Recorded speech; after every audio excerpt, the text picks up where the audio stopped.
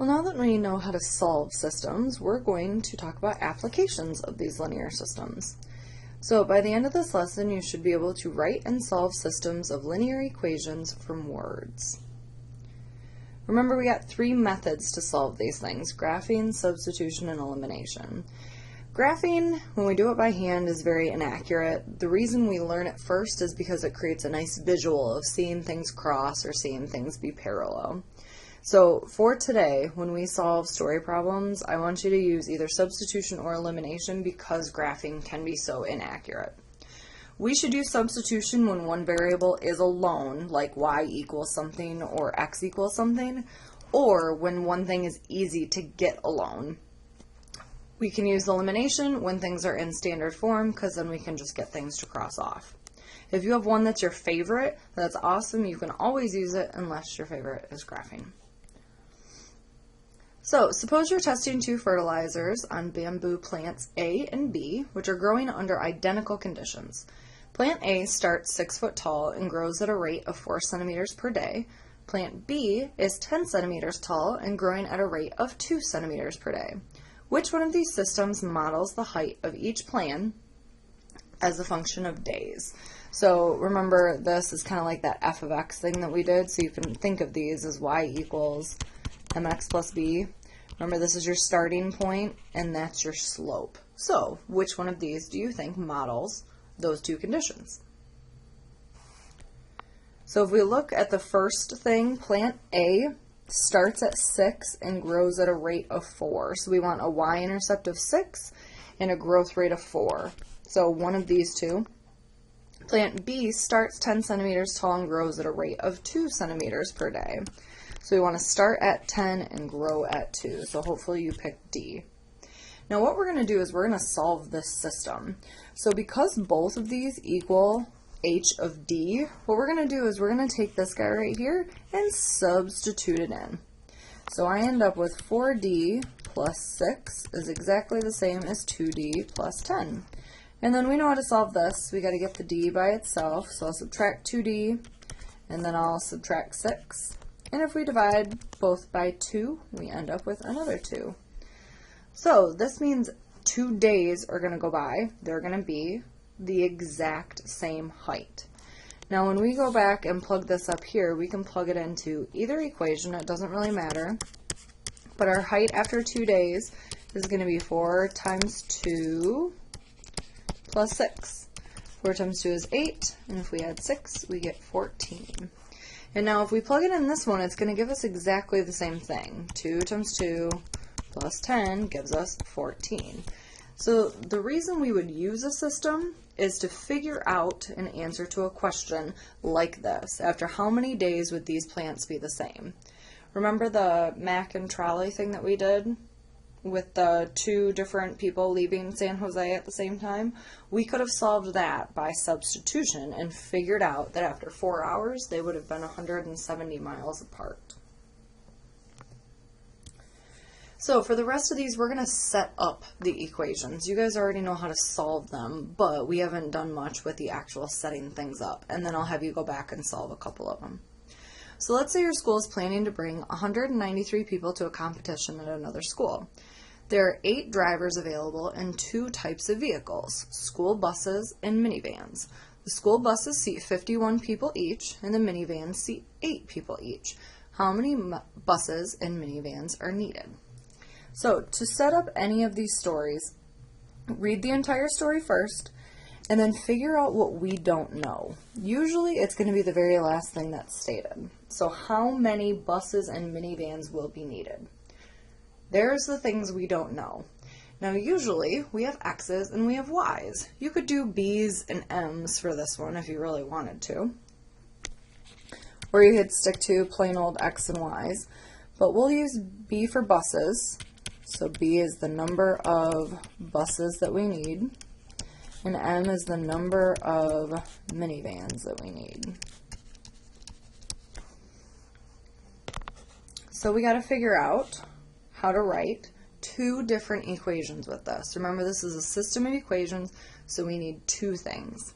Now if we read back up here, we have to take 193 people, 8 bus drivers, 51 people on the school bus and 8 people in the minivans. So we got two things going on here. We have total number of vehicles and total people.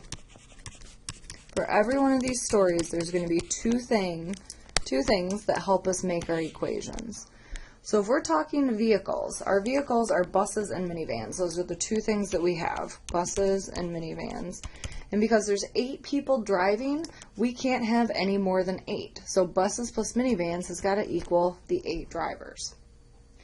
Now we have to talk about total number of people.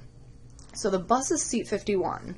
So for every bus we take, we're going to take 51 people with us. So we're going to do 51 times the number of buses plus 8 times the number of minivans. And that has to equal the total number of people we're bringing, which is 193. So now we have a system of equations that we can solve. We're going to solve this first one together, and then, like I said, we won't solve the rest of them together. Now this is where you can choose if you want to solve by substitution or elimination. Some people would argue that getting b or m by itself is really easy here, and other people would argue multiplying by negative 51 or negative 8 is easy. It doesn't really matter. I'm going to solve by substitution for this one. So let's get b by itself. So I'll subtract m from both sides. So I get b equals 8 minus m. Now I can take this, and plug it in for b right here. So I have 51 times 8 minus m, and then plus 8m gives me 193. And if I do 51 times 8, we end up with 408 minus 51m plus 8m equals 193. I'll subtract 408 from both sides, get negative 215, and then negative 51 plus 8 gives me negative 43. And if we divide 215 by 43, we end up with 5. So now remember what that means. We said up here that m is the number of minivans, so we need 5 minivans. And then to accommodate the rest of the people, we can plug this 5 back in right up here. And our number of buses is 8 minus 5, or 3. So because we had a story, we can leave our answer as 3, 5 buses, minivans. Or you could say 3 buses and 5 minivans if you really wanted to. So this part here, all this stuff down here, should be nothing new. It's the actual coming up with the stuff and coming up with the two things that we don't know. So that's what we're going to focus on for these next ones. So let's say your class sells some gift wrap for $4 per package and greeting cards for $10 per package. Your class sells 205 packages in all and receives a total of $1,084. Find the number of packages of gift wrap and the number of packages of greeting cards. So like I said in the first one, read through the whole thing and then figure out the two things that you don't know, because there's always going to be two. In this case, it's the number of packages of gift wrap and the number of packages of greeting cards. So come up with letters. Like I said, you could always choose X and Y and then just label them.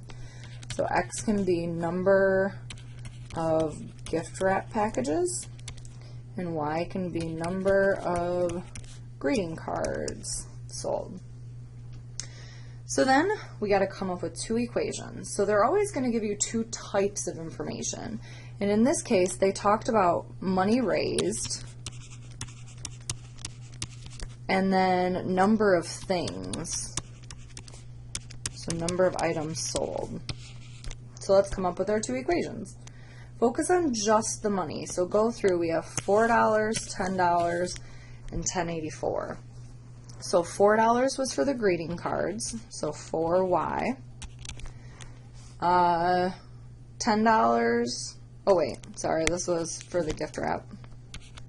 4 times X, and then $10 for the greeting cards. And that has to equal this 10,084, or 1,084. And now let's talk about items. The only number left talks about having 205 packages total sold. This 205 is however many greeting cards we sold and however many gift wrap packages we sold. So that's our x plus y added together.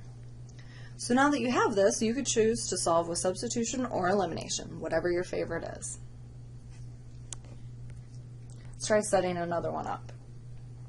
Let's say Sue has 100 dimes and quarters. The total value is $21.40. How many of each coin does she have? So the two things that we don't know, what are they? So hopefully you said the number of dimes and the number of quarters. And if you want to, you can do D and Q to help keep everything straight. You could do X and Y. Make sure you label them though. So then let's talk about the two equations that we're going to be able to make. So there's two things that go on here. We talk about the total amount of money that they're worth, but then also the total number of items again. So money-wise, we know that these have to add up to $21.40. So, use of some prior knowledge, dimes are worth 10 cents each. So 10 times the number of dimes. Quarters are worth 25 cents each. And they have to add up to $21.40. And then the total number of items is we end up with 100 dimes and quarters together. So however many dimes we have plus however many quarters we have has to equal 100.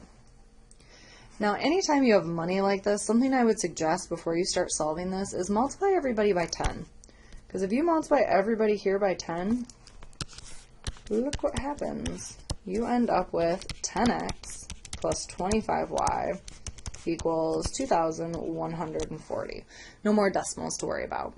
And then you could solve this with elimination or substitution, whatever you find best. So I want you to go back and solve this one and this one on your own. Make sure you write down any questions you have and we can go over them in class together. Enjoy your night.